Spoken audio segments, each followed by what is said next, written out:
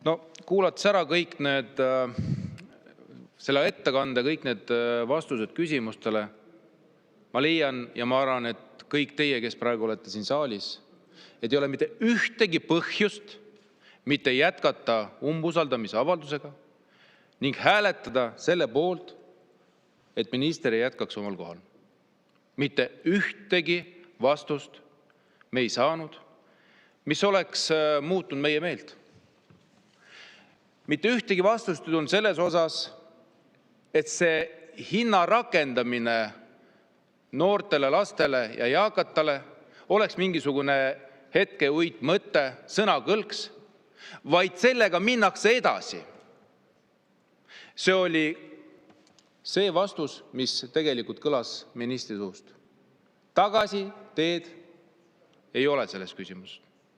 Kui oleks astutud samm tagasi, siis oleks minister praegu selge sõnaliselt öelnud, et me ei rakenda tasulist piletit noortele ja eakatele. Seda vastust ei tulnud. Järelikult kõik see jutt sellest, et see oli minu ettepanek, ministri ettepanek, et see oli mõtlemiseks, vaagimiseks, vaatamiseks, analüüsimiseks. Ei. See oli selgelt välja toodud selleks, et kehtestada tasuline pilet ja saada riigieelarvesse noortelt ja meie eakatelt 3 miljonit. Ja sellega minnakse edasi.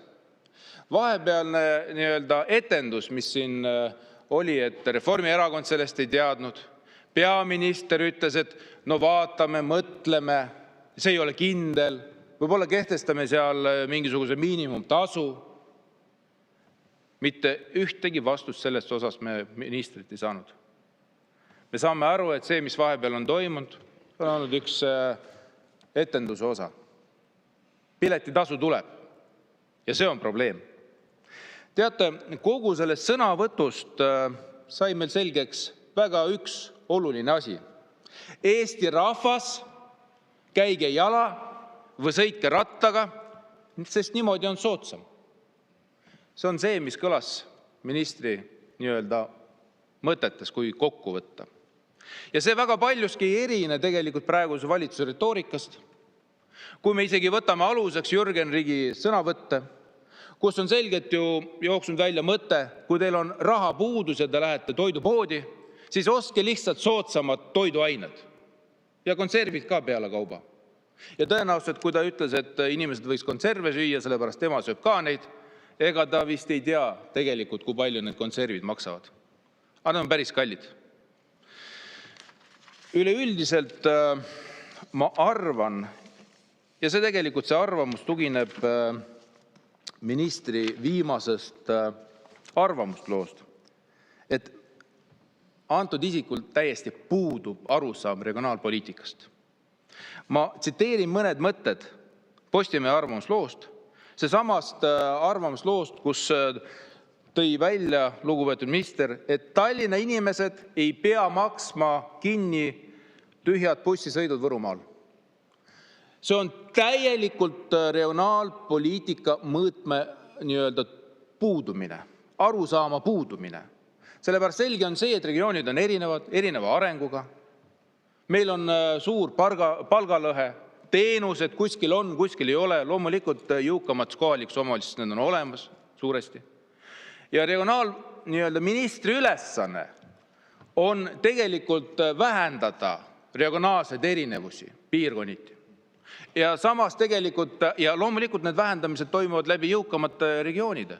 Ehk siis jõukamas regioonis makstakse rohkem makse, saadakse rohkem palka ja see raha tuleb suunata ju sinna regioonidesse, kus on vajaka. Teenuseid ei ole, postkontorid pannakse kinni, pangad pannakse kinni, inimesed saavad vähe palka. Aga tema räägib, et tegelikult Tallinna inimesed ei pea maksma kinni neid tühjasi bussisõite Võrumaal. Et Tallinna inimeste raha ei tohi suunata teistesse regioonisse. Ja see on regionaalminister.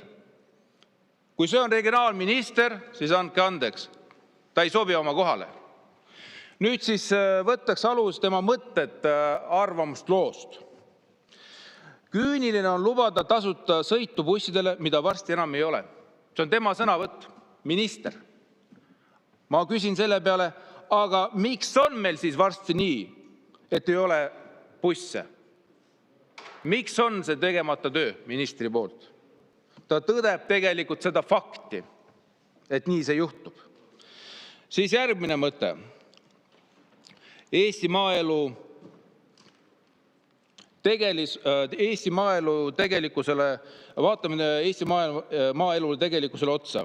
Meie maapiirkondade iseloomustab hajaasustus, vananev rahvastik, see on käivitunud ahela, kui väheneb inimeste arv, lahkuvad ka erateenused, poed, pangad, meelelahutus ja töökohad koonduvad suurematesse keskustesse. Väga õige, see on faktide konstateerimine. Küsimus, kus on lahendused, kus on ministri lahendused sellele küsimusele? Siis, kas on õiglane, et õpetajate palgaraha või riigikaitse arvelt doteeritakse tühje busse, mis sõidavad valel ajal valesse kohta, lihtsalt sellepärast, et me ei julge küsida sümboolset piletiraha. Ma küsin väga lihtsa küsimuse. Miks sõidavad siis need bussid valel ajal valesse kohta? Andke andeks, kelle tegemata töö see on? Ja siis öeldakse ühelt poolt, et sügisel, et meil on kõik andmed olemas, kui anti aru riigikontrolörile. Nüüd öeldakse, et tegelikult meil andmeid ei ole ministri suust. Aga kolmandaks siis kõik need ühistranspordikeskuse juhid ühest suust ütlevad, ei tea, millest minister räägib. Meil on kõik andmed olemas. Minister võiks tulla meie juurde, küsida, vaadata, kuidas tegelikult me tööd teeme. Küsin siis, kes see valetab siis? Kas minister valetab, et tal on vaja neid andmeid ja neid andmeid ei ole, selleks on vaja rakendada piletitasu? Või siis ikkagi need väga halvad need transpordikeskuse juhid, kes ütlesid selgelt välja kõikidest uudistest, need andmed on meil olemas. Me ei saa aru, millest minister räägib. Head Riigikogu liikmed, ma tänan teid kõiki, kes olete kaasa tulnud umbusaldusega. Selge on see, et meil on väga suured probleemid regionaalpoliitikas. Selge on see, et meil ei ole korrektseid vastuseid täna antud. Ja selge on see, et me selle umbusaldusega lähme edasi ja Eesti väärib paremat põllumajandus- ja regionaalministrit. Aitäh!